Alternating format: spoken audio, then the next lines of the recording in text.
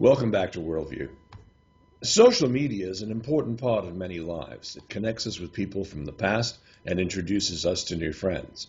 It can be used to highlight celebrities like Justin Bieber and reality show stars, but I love how it rallies like-minded people around important social issues, from Occupy Wall Street to the environment. Now, one important voice in issues around the environment is Michael Q. Todd. Michael is a social media blogger living in Tokyo. His focus is on connecting connectors in the environmental space, and he also keeps these people up to date with the latest online tools and strategies. He's been instrumental in the fight against whale and dolphin slaughtering in Japan, and was recently nominated for and currently leads in the environmental section for the annual social media Shorty Awards. Now, you can find him online at michaelqtodd.com and Zeem, that's spelled XEEME.com/MQT. Michael Q. Todd, welcome to Worldview. Hi, Dennis. It's great to be here. It's really fantastic. We've had a growing relationship and collaboration online, and so this is taking it another step. So it's a real honor and a privilege to be on your show. Thank you so much. Well, we're happy to have you here. Michael, you've been mixing, matching, and connecting people, and they're similar, but oftentimes unbeknownst causes to each other across social media platforms.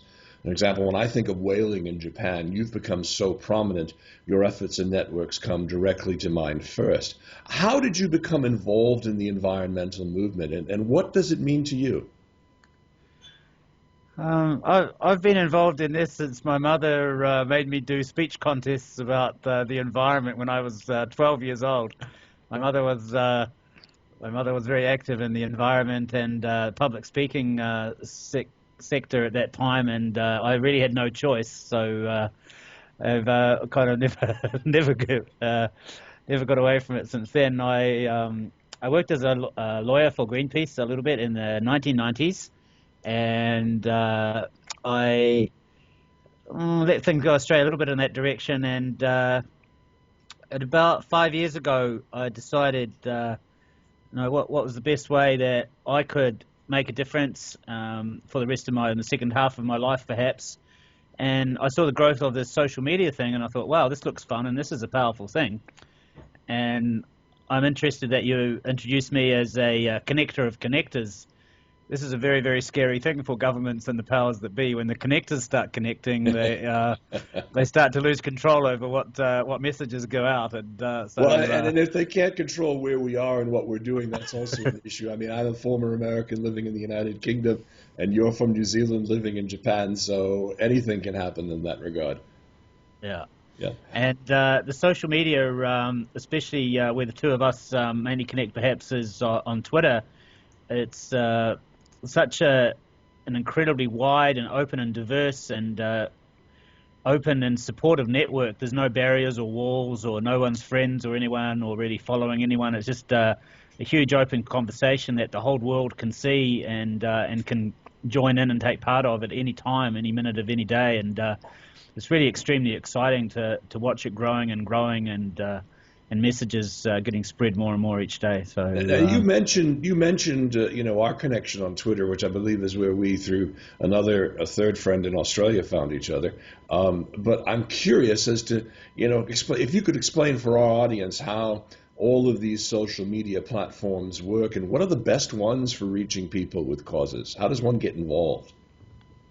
Well, I think still about 60, even perhaps 70% of the whole of the activity online and the social media is done on Facebook. So Facebook is the primary place to be seen, but Twitter's a little bit different in that with the use of hashtags and with the use of a number of people in a concerted campaign, you can get messages across on Twitter at wildfire speed. We've seen the first thing that I ever got involved in was a thing called Iran Revolution, which you may remember. It was perhaps May or June of 2009. It's going back almost 4 years ago, and I was involved in tweeting about that right at the start of that, and that was a that was the first time that I really got excited about Twitter, and a lot of people talk that was the day that Twitter really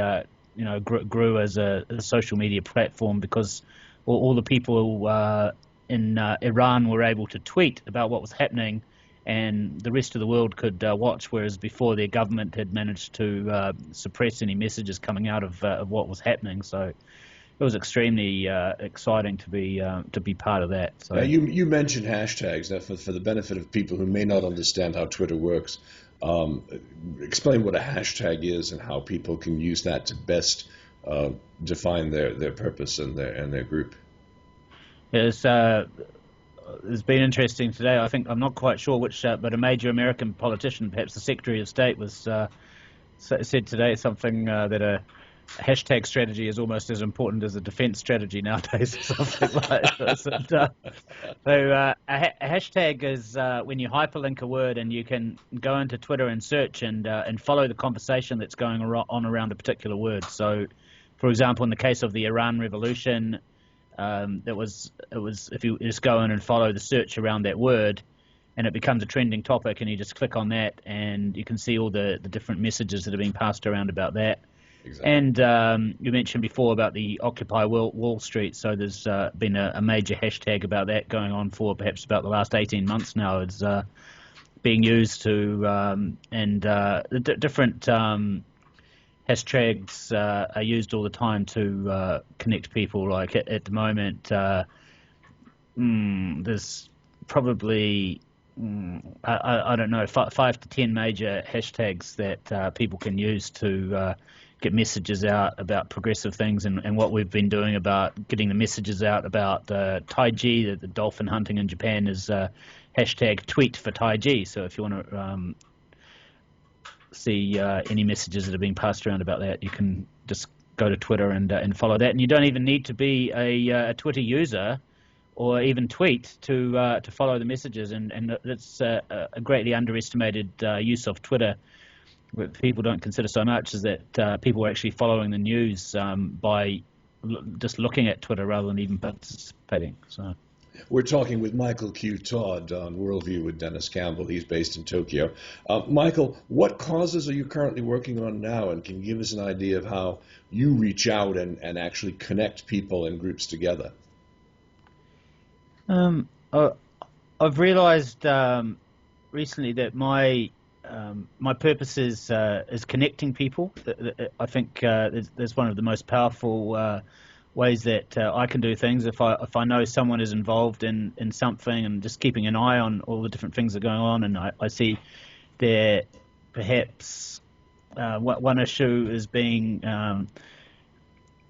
dealt with or being focused on by one environmental organisation, and I see another environmental organisation doing that, and then I'll perhaps connect them and maybe get together with them and discuss a strategy that they can use a little bit better to get the messages across more effectively, and perhaps new tools that are coming out. As you know, there's new tools coming out every day doing that. So I focus mainly on doing that behind the scenes kind of stuff a little bit. I've got a book coming out next month about online presence, about how to for a charity organisation or an individual to firm up the gaps. A lot of people got gaps in their online presence. I think that they may not even know about that they've got those gaps there, which is reducing their ability to get their messages across. So some people are just not quite doing everything that. So it's about 7 pillars that you can build and nurture to make your online presence stronger and stronger. So, that's great. What's the title of the book going to be? It's called the 7 Pillars book. So, okay. We'll be watching for that, and we'll certainly let folks know on our website. Oh, you've been kind enough to send me a couple of copies of your book, so there'll be one on the way to you. And hopefully we'll do this under better circumstances than the way in which I sent them. One last thing I'd like to talk about are the Shorty Awards. Can you explain a little bit about, I know you're currently leading in the category of environment and green. What are the Shorty Awards, and why are they important?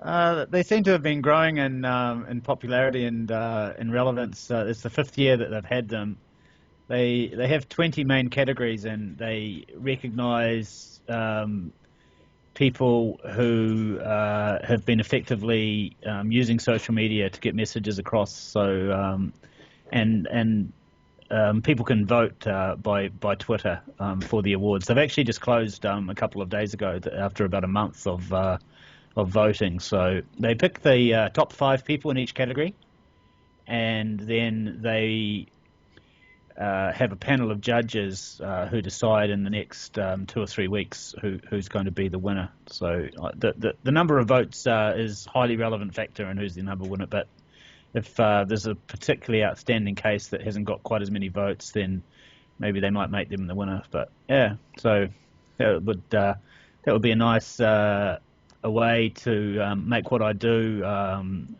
more easy, really. I suppose if you've got this kind of social proof and recognition, it does help to get people to listen to you when you've got some advice for them. Yeah, I guess. Yeah, so. Well, I'm sure there's much more to come from you on this and other topics going forward in the future. And I want to thank you for joining us on Worldview. Can I just give one quick tip before Absolutely. we finish? Please do. This social media thing, I know that you know it, is not going away.